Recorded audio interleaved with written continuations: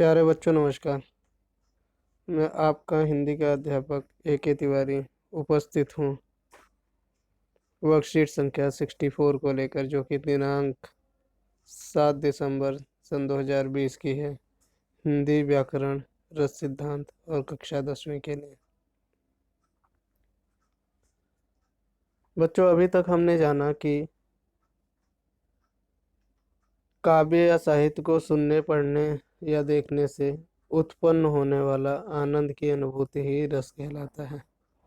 रस के 4 स्थायी अंग हैं। कौन कौन से हैं?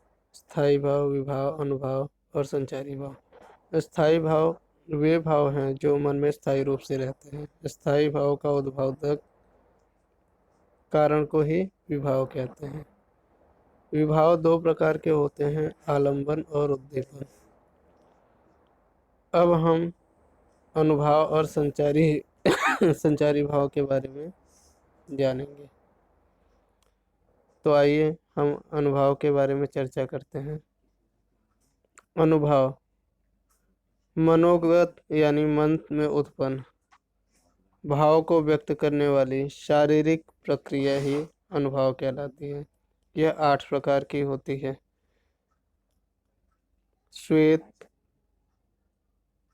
स्तंभ, स्वेद, रोमांच, भंग, कंप, विवणता, अश्रु और प्रलय। ये अनुभाव के 8 प्रकार हैं। अब हम संचारी भाव की चर्चा करें। हृदय या मन में संचरण यानी आने जाने वाले भाव को संचारी भाव कहते हैं।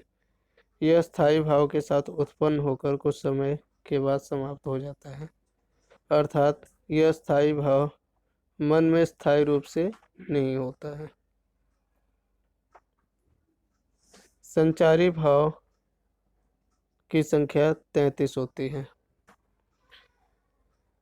इसमें हर्ष, विषाद, त्रास, लज्जा, ग्लानि, चिंता, शंका, असूया, अमर, मोह, गर्व, उत्साह, उग्रता, चपलता, दीनता, जड़ता, आवेग, निर्वेद, घृत, मत, विबोध, वितर्क, श्रम, आलस्य, निद्रा, स्वप्न, स्मृति, मद, उन्माद,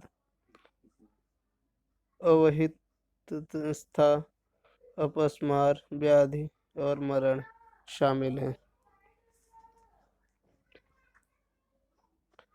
रस सिद्धांत के प्रणेता आचार्य भरत मुनि ने 9 रसों या 9 प्रकार के रस का उल्लेख किया है, किंतु अब रसों की संख्या 11 कही जाती है।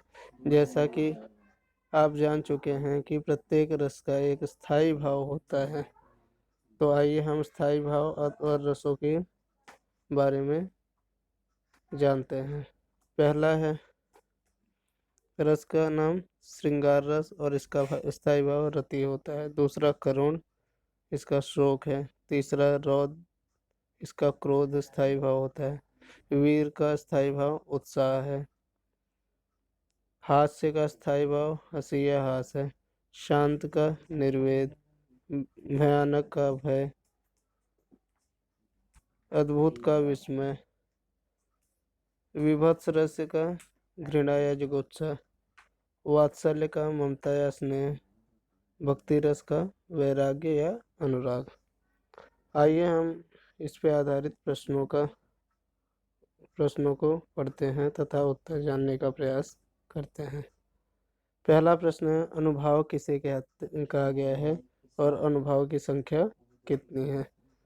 तो अनुभाव, यहाँ पे हमने बात की थी कि अनुभाव मनोगत यानी मन में उत्पन्न भाव को व्यक्त करने वाली शारीरिक प्रक्रिया को अनुभाव कहते हैं।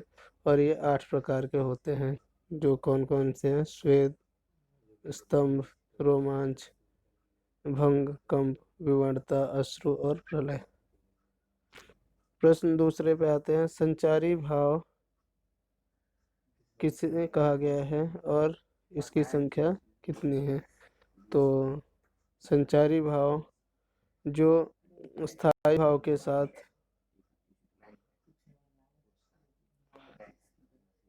संचारी भाव मन में संचरण या आने जाने वाले भाव को संचारी भाव कहा जाता है, जो स्थायी भाव के साथ उत्पन्न होकर कुछ समय बाद समाप्त हो जाता है तथा इसकी संख्या 33 मानी जाती है।